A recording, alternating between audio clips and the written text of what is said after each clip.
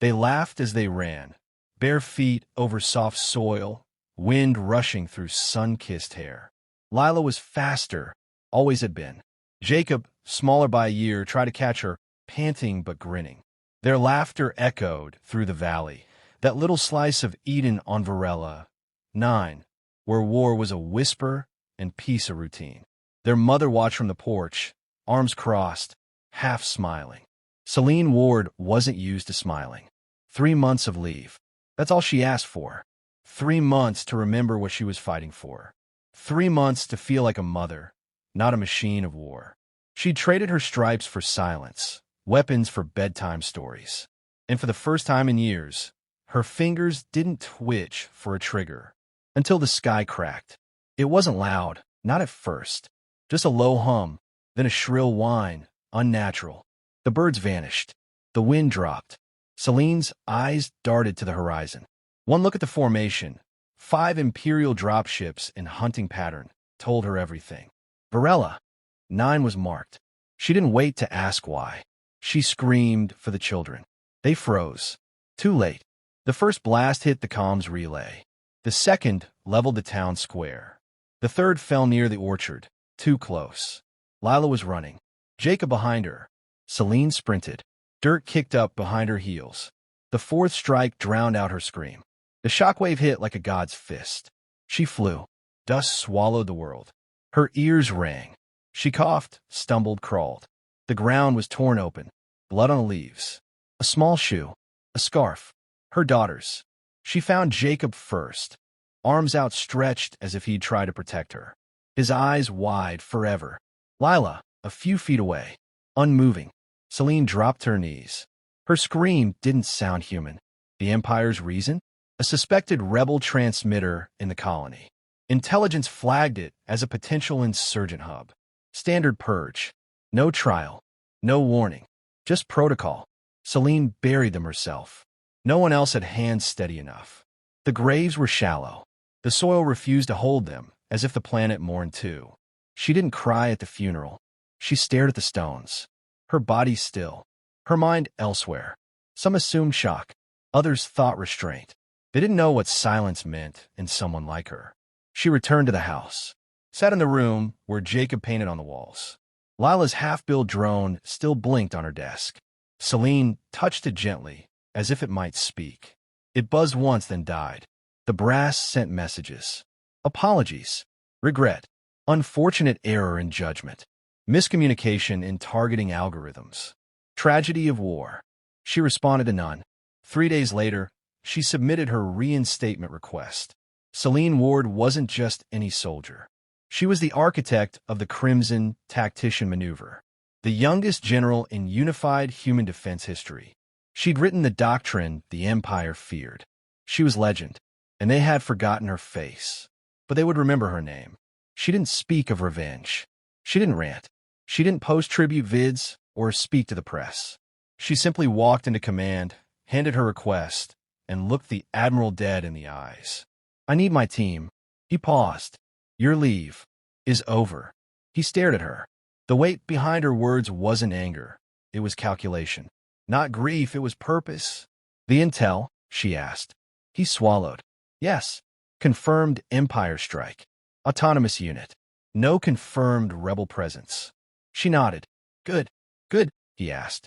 It means I don't need to question this. He tried again. Selene, this path, you know where it leads. She looked him in the eye. Then you'd better hope they know where I lead. She turned without waiting for clearance. She'd get it. They needed her. The galaxy was watching a storm they didn't know was already forming. A mother had lost her children, and the Empire had awakened the one human they should have never touched. She wasn't coming for justice. She was justice, and justice had no mercy left. The request was approved within hours. No one questioned it. No one dared. Selene Ward's name carried weight in war rooms and nightmares. When she returned to the war front, the atmosphere changed. Silence followed her into every corridor, every meeting. Soldiers straightened at her presence, not out of respect, but instinct. She wasn't just a general. She was the ghost of vengeance given form. She didn't ask for sympathy. She asked for personnel files. combat reports, resource manifests. Every detail the Empire would never expect someone grieving to care about. She memorized names of officers who authorized a strike. She traced fleet patterns. She studied their tactics, not like a rival, but like a predator. She began with her team. No protocol, no open recruitment. She chose from the shadows. Specialists who had been broken and rebuilt. Combat medics who survived scorched earth campaigns. Drone pilots discharged for going off-script. Hackers labeled too unstable for Central Command. Survivors. She gave each of them a file. Each file contained an atrocity. Not facts, memories. Each mission they'd undertake was tied to a scar.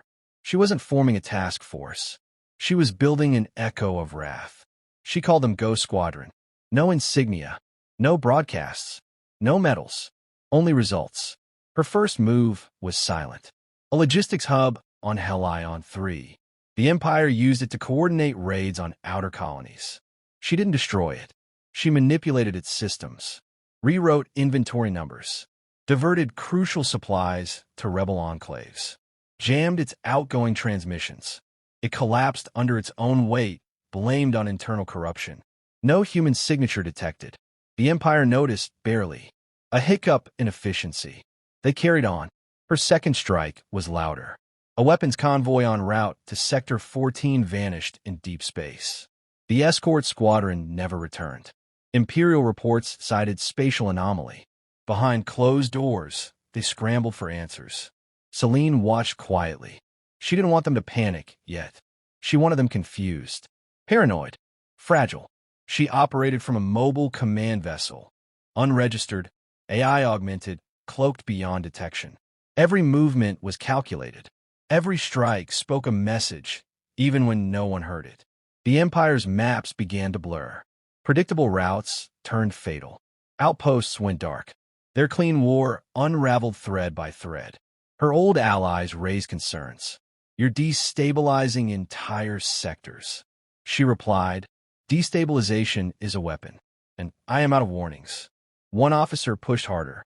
"This isn't command doctrine." She didn't blink. "This isn't a war anymore. It's a reckoning." They couldn't argue with results. For every Imperial supply line that collapsed, a human colony gained breath.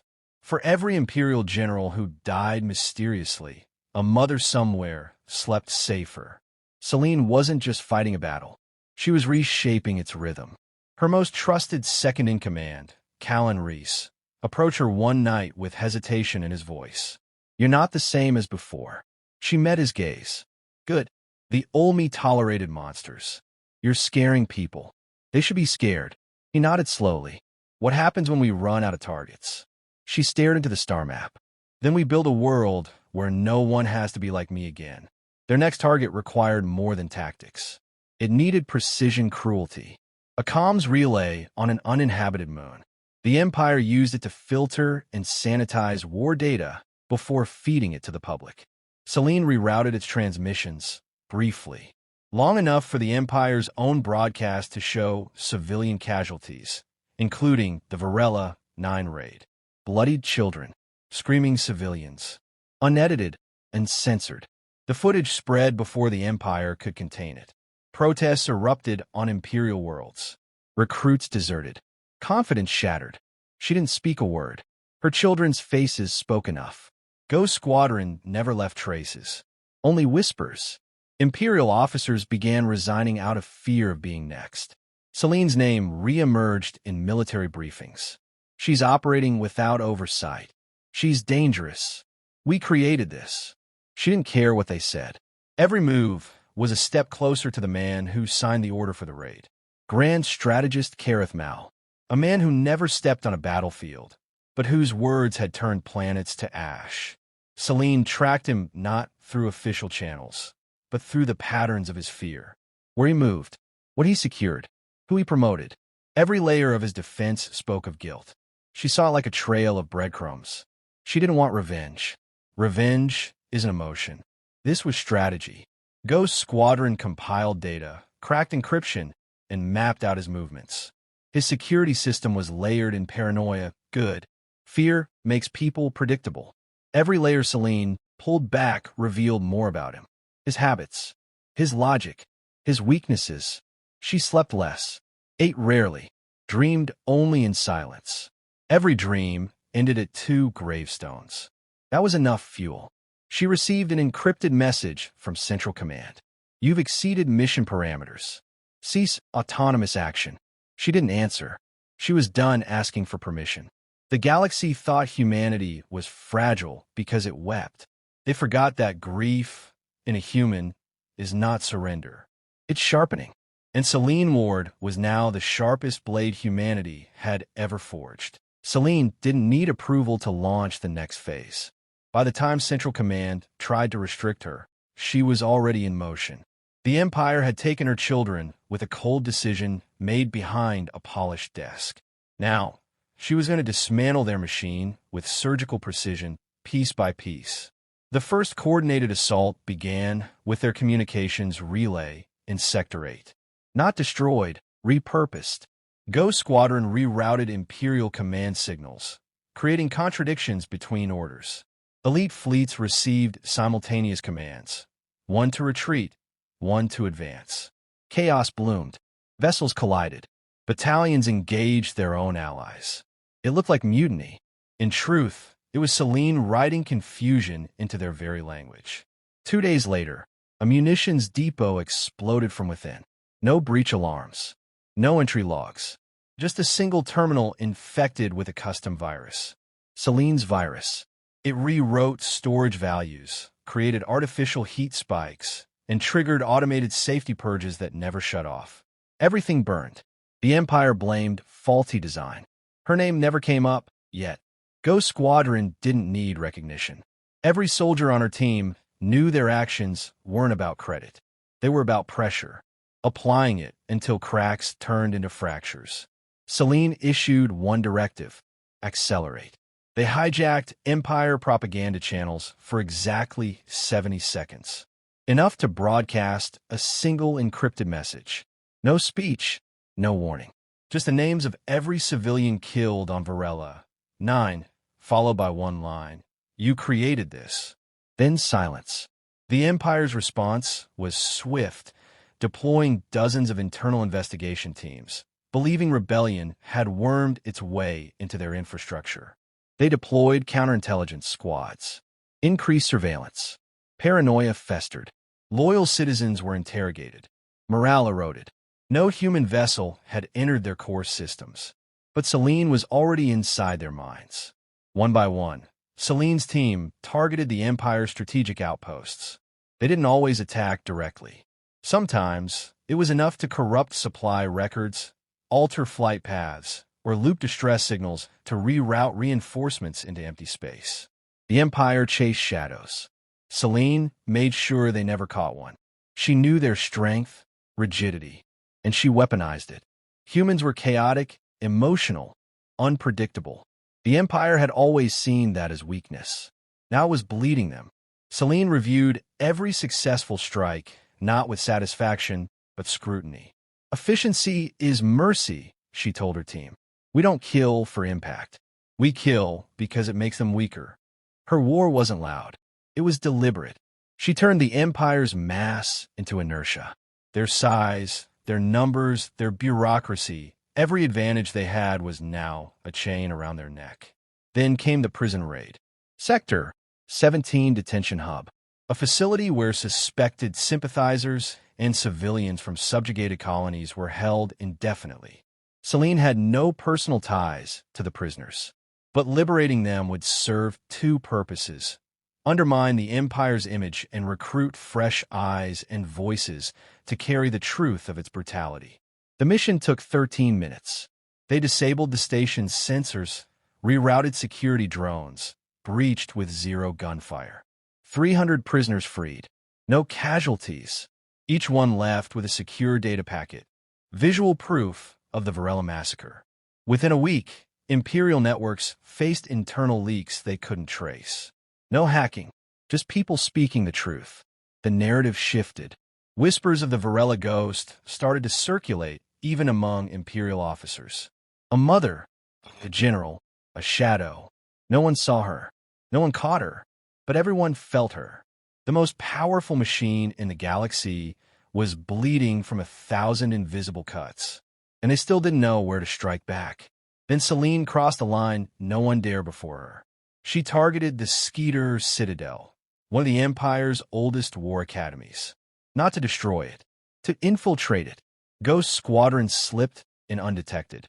They hacked into the training simulators, rewrote every tactical scenario to include one variable, a human-led resistance force that outmaneuvered, outthought, and overwhelmed.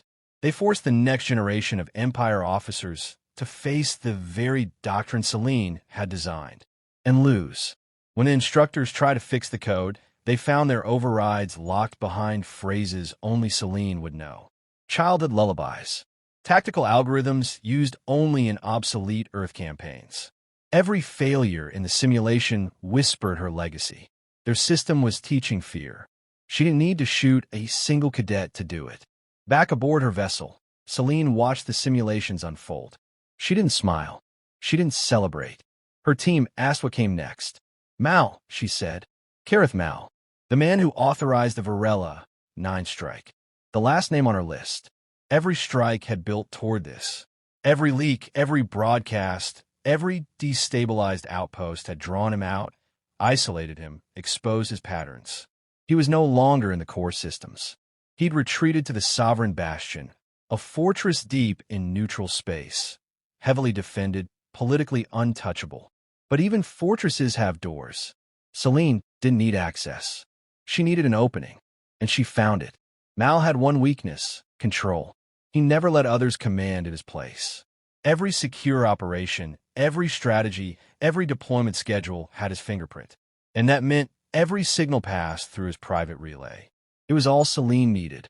She intercepted the schedules, mapped out Bastion patrols, pinpointed the one window where a breach wouldn't trigger full lockdown. 2 minutes. Narrow, impossible by most standards. But Ghost Squadron wasn't most units, and Selene wasn't most generals. The team prepped. No hesitation. No debate. They all knew what he'd taken from her, and they all knew the final strike wouldn't just be for her. It would be for everyone who had buried a child, a sibling, a friend under the Empire's clean boot. The war wasn't over, but its ending had a face now, and it belonged to the one woman the Empire should have never crossed. They arrived at the edge of the Sovereign Bastion's perimeter with no announcement, no signal, no trace. The Empire's most secure fortress, nestled behind a labyrinth of defense satellites, stealth mines, and AI-controlled squadrons, was supposed to be untouchable. Selene Ward didn't believe in untouchable. She believed in precision, in timing, and in the human will to endure the impossible. The relay vulnerability lasted exactly 124 seconds. Ghost Squadron synchronized every movement to the millisecond. The Bastion surveillance systems blinked once, just once, and in that span, a vessel passed through undetected, riding the dead zone between pings like a ghost slipping through a keyhole. Selene didn't need her entire team inside. She brought 3, each chosen for this one purpose: access, mobility, termination. Everything they needed had been prepared weeks in advance. Every route mapped, every guard routine predicted, every exit accounted for. The Empire's pride in its systems had always been its weakness. Predictability was a blade she'd sharpened for months. Now it was time to strike. They moved without words. Every breath, every gesture had been rehearsed in simulations that mirrored the Bastion's architecture perfectly. Selene led with unblinking focus. Every step she took was powered by something deeper than vengeance. This wasn't a moment for emotion. This was execution, the culmination of pain distilled into clarity. They reached the command tower with no alerts. The interior was cold, pristine, lifeless. Empire design always removed personality.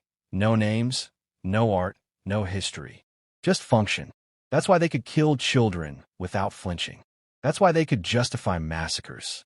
But Selene remembered faces, not coordinates. She carried names where they carried data. Kareth Mal's office was at the pinnacle, a place of arrogance. He had once called it the center of operational clarity. He hadn't changed location after the Varela strike. He didn't need to. He believed he was untouchable. The door wasn't even reinforced. Selene entered alone. Her team held position outside. He was there, older than she remembered, thinner, paler. The weight of command had hollowed him, but not humbled him. He turned slowly, as if expecting a briefing. Then he saw her. For a second, he said nothing. Recognition settled into his eyes. It wasn't surprise. It was dread. He knew why she was here. She didn't need to explain. He started to speak. She raised a hand, silencing him. "You ordered the strike," she said. He swallowed. It was a procedural. "You signed it." His jaw tightened. There were suspicions of rebellion. There were children. Silence. She took one step closer. "I don't want an apology. I don't want your fear. I want your clarity. Tell me the truth." "What?" Mal's gaze dropped. He stared at the floor, his voice quieter now. "They flagged the colony as compromised. Insurgent patterns. Communications from rebel cells. We had orders to suppress future threats before they spread, even if there weren't any threats." He didn't answer. "You knew it was clean. You ordered it anyway." "I followed protocol." Selene's voice dropped lower than his. "And protocol cost you your future." He looked up at her then. "You're here to kill me." "No," she said. "You're already dead. You just haven't stopped breathing yet." She pulled out a thin device and tossed it onto the desk. It activated with a soft glow, displaying every classified operation he'd ever signed. Every unauthorized strike, every cover-up, every black project buried under false flags. Proof. Names. Images. "You won't die today, but everything you built will." His voice cracked. "You think exposing this will destroy the Empire?" "No, but it will weaken it enough for others to finish the job." "You're willing to let chaos reign?" "I'm willing to let people decide their own fate." She turned without ceremony. He didn't try to stop her. He knew it was over. Not because she had bested him, but because the system he protected had failed in the one thing it claimed to master: control. Selene and her team extracted without confrontation. By the time security realized anything had happened, they were already gone. The fortress was intact, the commander alive, and yet everything inside had changed. The data went live 48 hours later, leaked to every channel, broadcast from rebel satellites, civilian feeds, even inside the Empire's own training academies. No one knew who did it, but everyone saw what it showed. Entire populations erased, civilian ships destroyed without cause, children crying in flames, and Kareth Mal's name signed at the bottom of every order. The fallout was immediate. Protests on core worlds, military tribunals paralyzed, officers defected in droves, commanders refused new deployments. The illusion shattered. The Empire, built on order, had no defense against truth. Selene didn't claim victory. She didn't appear in any feed. She didn't speak to the press. She vanished into the black like a whisper. Ghost Squadron disbanded, their mission complete. Some returned home. Some continued the fight. All carried her mark. Humanity watched the collapse, not with celebration, but resolve. They understood now. What made them dangerous wasn't technology or numbers. It was their capacity to remember pain, and their refusal to be quiet about it. Selene visited Varela Nine one final time. The valley had begun to regrow. Flowers pierced the scorched earth. New families had moved in. The world remembered what it lost. She stood before two graves. "I kept my promise," she whispered. And then she walked away. Not in mourning, in peace. The galaxy would rebuild. Not because she demanded it, but because now it could.